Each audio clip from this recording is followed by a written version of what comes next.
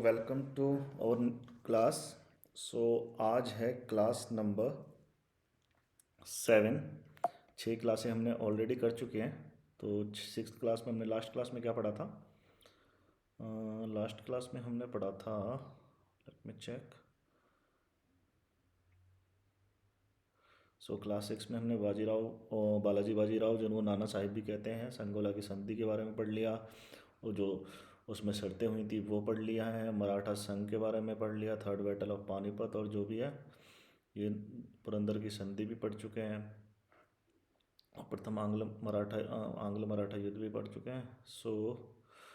अब आती है हमारा लास्ट, हमने पढ़ा था राजपुर घाट की संधि, जो कि होलकर के साथ हुई थी। अब आता है क्लास नंबर 7। आज हम पढ़ेंगे जो third Maratha Anglo Maratha war हुआ था, तीसरा अंग्रेज मराठा युद्ध, जो कि हुआ था 1817 में। क्यों हुआ था? पिंडारियों की समस्या, मतलब पिंडारियाँ इनके साथ थे मराठा के, और अंग्रेज इससे परेशान थे, तो पिंडारियों की समस्या को लेकर ये युद्ध किया गया।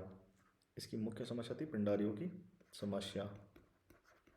पिंडारियों का दमन करना चाहते थे उस अंग्रेज, लेकिन वो मराठा के साथ रहते थे, तो इसीलिए इनका समस्या। ठीक है, तो इस युद्ध में परिणाम क्या हुआ? मराठों की हार हुई। ठीक है, और फिर मराठों की हार हुई तो अंग्रेजों ने क्या करा, जो मराठा संघ बनाया गया था उसको डिजोल्व कर दिया, समाप्त भंग कर दिया गया।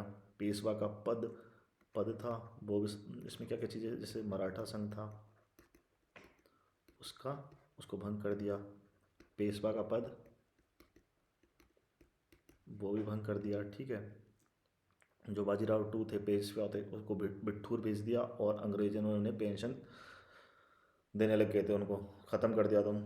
और लास्ट में क्या करा उन्होंने? शिवाजी के जो वंशज थे प्रताप सिंह, उसको सतारा का छत्रपति बना दिया गया। तो यहाँ तक हमारा मराठा ख़त्म हो जाता है। ठीक है, अब हम एक पाई चार्ट से समझेंगे इनकी हिस्ट्री। ठीक है, तो एक नया पेज ले लेते हैं, यहाँ से स्टार्ट करते हैं। ठीक है, पेशवा वंश जो था वो इस प्रकार था। इसकी नींव रखी थी बालाजी विश्वनाथ ने, जो कि पेशवा थे 1730 से 1720। इनकी पत्नी थी राधाबाई। इनको 2 पुत्र हुए। पहला था बाजीराव प्रथम, जो कि 1720 से 1740 तक इन्होंने वो करा, और एक थी चिमनाजी अप्पा। अब ठीक है, 2 पुत्र हुए। अब ये बाजीराव प्रथम थे, इनके भी 2 पुत्र हुए। पहला था बालाजी बाजीराव, जो नाना साहेब भी बोलते थे, 1740 से 1761। एक दूसरे पुत्र थे राघोबा, जो कि रघुनाथ राव था नाम। ठीक है, इनके भी एक पुत्र थे, जिन्होंने पता ही होगा पानीपत के तृतीय युद्ध में भाग लिया था, सदाशिव भाऊ। ठीक है, अब जो बालाजी विश्वनाथ थे, इनके 3 पुत्र थे। एक था माधवराव, जो कि उनके मरने के बाद 1761 से 72 तक रहा था। सेकंड था नारायण राव, जो कि 1772 से 1773 राघोबा ने मार दिया था। ठीक है, एक था विश्वास राव, जो कि पानीपत के प्रथम युद्ध में इन दोनों ने पार्टिसिपेट करा था, दोनों मर गए थे। अब इनकी देख लेते हैं, इसकी फैमिली। और फिर एक और है नारायण राव। नारायण राव का पुत्र था माधवराव नारायण, जो कि इनके टेन्योर था 1774 से। अल्पायु में बनाया गया था, तो 12 भाई परिषद बनाई गई थी उसके लिए। ठीक है, अब आत्महत्या कर ली थी 1795 में। अब इसके 3 पुत्र थे। पहला कौन है ये? राघोबा। ठीक है, इसके 3 पुत्र थे। पहला था अमृता राव।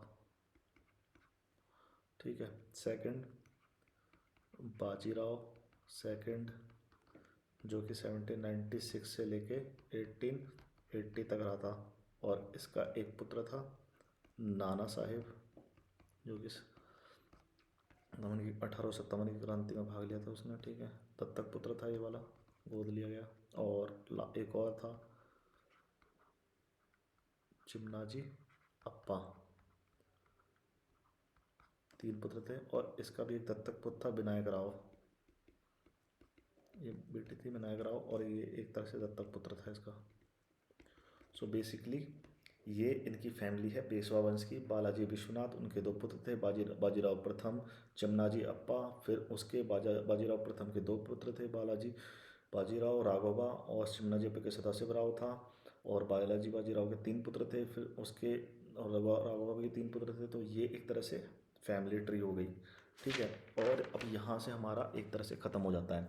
अब कुछ कारण होते हैं, जैसे मराठा साम्राज्य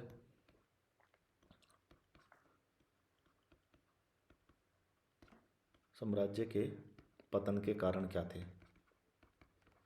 ठीक है, इसमें जैसे काफ़ी कारण थे वैसे, मोटा मोटी तो जैसे एक केंद्रीकरण की कमी थी, और सामंतवाद पे आधारित था ये वाला।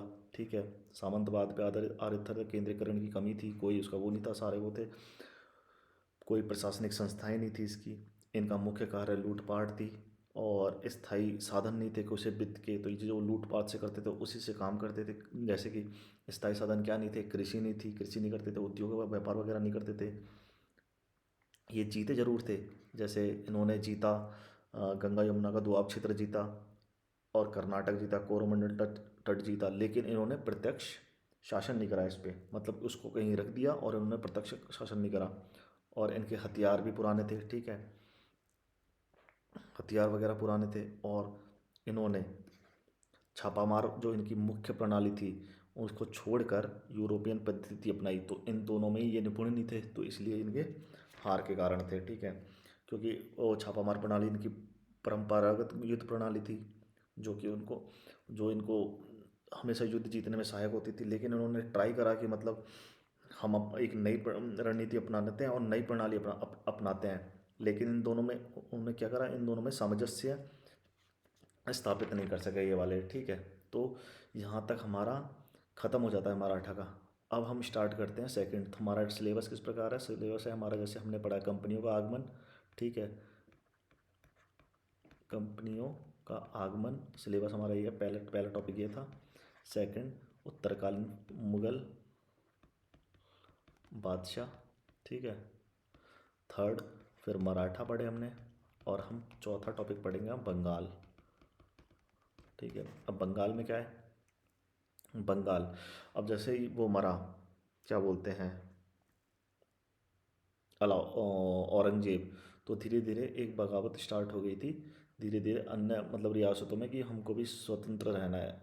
ठीक है, तो एक टाइम रंगीला के टाइम पे मुर्शिद कुली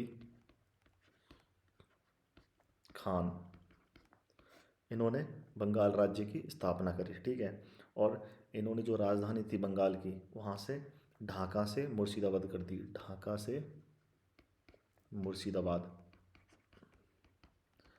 फिर इसके बाद आए हमारे अलीवर्दी खां।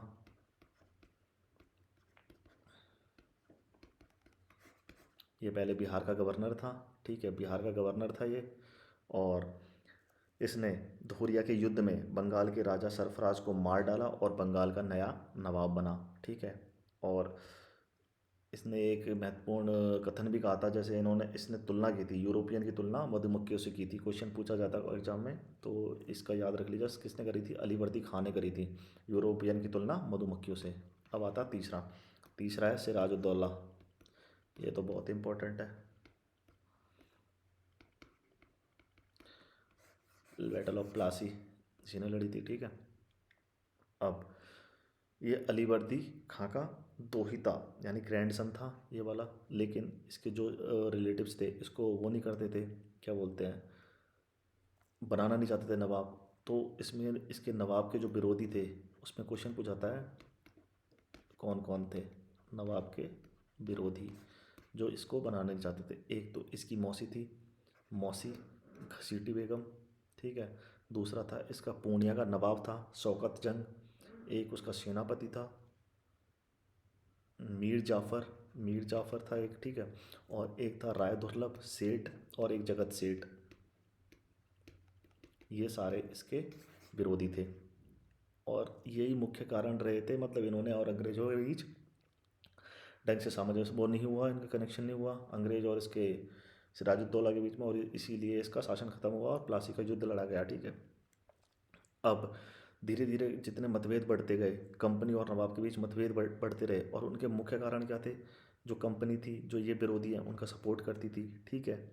और जो कंपनी थी वो दस्तक का दुरुपयोग करती थी, दस्तक का दुरुपयोग, ठीक है। और जब एक बार नवाब कासिम बाजार की फैक्ट्री को निरीक्षण करने के लिए गया, तो लेकिन कंपनी ने मना कर दिया। तो ये इस वजह से मुख्यतः तीन कारण थे, ठीक है। दो और तीन मुख्यतः तीन कारण थे जिससे इनके मतभेद बढ़ते चले गए। तो फिर क्या करा नवाब, कुछ ना कुछ फैसला लेगा, और नवाब ने क्या करा, नवाब ने कलकत्ता पर आक्रमण करा और उस पर कब्जा कर लिया कलकत्ता पर, और उसका नाम बदलकर अलीनगर रख दिया। और उसको किसको सौंपा, खुद तो नहीं चला सकता था क्योंकि खुद तो बंगाल का था, तो इसको सौंप दिया माणिक चंद को सौंप दिया। अब अंग्रेज ना कुछ तो करेंगे, क्या करेंगे अंग्रेज। तो वहाँ से रॉबर्ट क्लाइव मद्रास से कलकत्ता आया और उसके साथ एक वॉटसन नाम का सेनापति भी आया।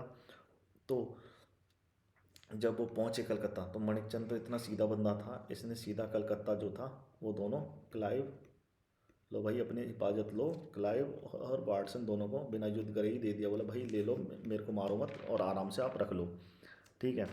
अब इन दोनों ने फिर ये हुआ, तो अब एक नवाब के पास पहुँचे। अब दोनों, अब लड़ाई तो अभी प्रत्यक्ष रूप से नहीं करना चाहते थे दोनों लोग, तो इस वजह से इनके बीच अलीनगर की संधि हुई। किसके बीच, नवाब सिराजुद्दौला और कंपनी के बीच, जो कि 9 फरवरी 1757 में हुई, ठीक है। अब ये किसके बीच में हुई थी, क्लाइव जो कि प्लस सिराजुद्दौला। अब इसमें शर्तें थी, शर्तें क्या क्या थी, शर्तें देख लेते हैं हम।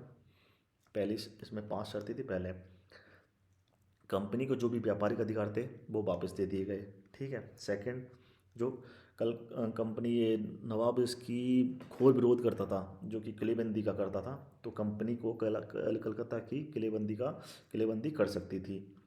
नवाब पर एक थोड़ा युद्ध हर्जाना लगाया गया, जो कि उसने लूटा था वो कलकत्ता पे, और तो उस पर एक युद्ध हर्जाना लगाया गया। चौथा, कंपनी जो भी नवाब के विरोधी थे, घसीटी बेगम, जगत सेठ, राय दुर्लभ, मीर जाफर, उनका सपोर्ट नहीं देगी, ठीक है।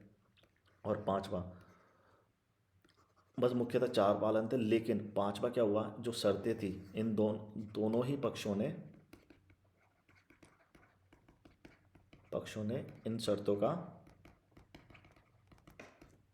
पालन नहीं किया, ठीक है। और एक घटना है, यूपीएससी क्वेश्चन पूछा जाता है, what is the black hole incident, काल कोठरी की त्रासदी, ब्लैक होल इंसिडेंट। इसमें क्या हुआ था, वैसे इसकी डेट तो वो है 20 जून 1756। इसमें क्या हुआ था, एक छोटे से कमरे में एक 146 अंग्रेजों को बंद कर दिया गया था। और जब अगले दिन इसका दरवाज़ा खोला तो केवल 23 लोग बचे थे उनमें से जीवित, बाकी सब मर चुके थे। कैसे मर गए थे, दम घुटने से, वहाँ ऑक्सीजन की कमी हो गई थी। तो और इसका पूछा जाता है 146 अंग्रेज़ों को बंद कर दिया, जिसमें 23 लोग जिंदा बचे थे। और इस घटना की जानकारी किसने दी थी, हॉलवेल ने इस घटना की जानकारी दी थी।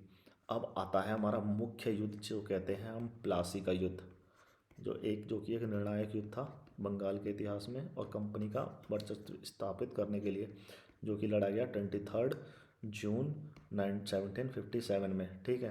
किस किस किस के बीच लड़ा गया, वर्सेस सिराजुद्दौला जो कि बंगाल का नवाब था।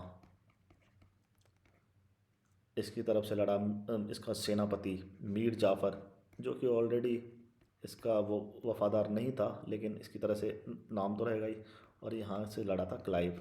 ठीक है, तो सिंपल सी बात है, जब लड़ा गया तो ये तो पहले से ऑलरेडी था, तो ये इसके साथ मिल गया। ठीक है, तो मिल गया तो आदि शक्तियाँ तो वहीं ख़त्म हो गई थी। लेकिन इस युद्ध में कौन थे? मीर मदान और मोहनलाल, ये दो ऐसे, और प्लस थोड़ा मीर मदान, मोहनलाल और फ्रांसीसी, कुछ फ्रांसीसी टुकड़ी थी जो कि नवाब के प्रति, टुकड़ी फ्रांसीसी थोड़ी सेना थी जो कि नवाब के प्रति वफादार रही, और उन्होंने युद्ध लड़ा। लेकिन इतने से लोगों से क्या होता है, जब मुख्य ही सेनापति उसका साथ मिल जाता है, तो आपको सबको पता होगा तो फैसला क्या आएगा? फैसला ये होगा, अंग्रेज़ों ने ये युद्ध आसानी से जीत लिया और सिराजुद्दौला भाग गया। ठीक है, सिराजुद्दौला भाग गया, तो उसको क्या करा, मीर जाफ़र का जो पुत्र था, मीरन मीरन नाम से उसका पुत्र था, उसने उसको मार दिया। सिराज का चैप्टर ख़त्म। और लास्ट में फिर क्या करा, क्लाइव ने जीत लिया, तो मीर जाफ़र को बंगाल का नया नवाब घोषित कर दिया। तो अब यहाँ तक ही हम पढ़ेंगे आज, तो अगला टॉपिक नेक्स्ट क्लास में। Thank you guys.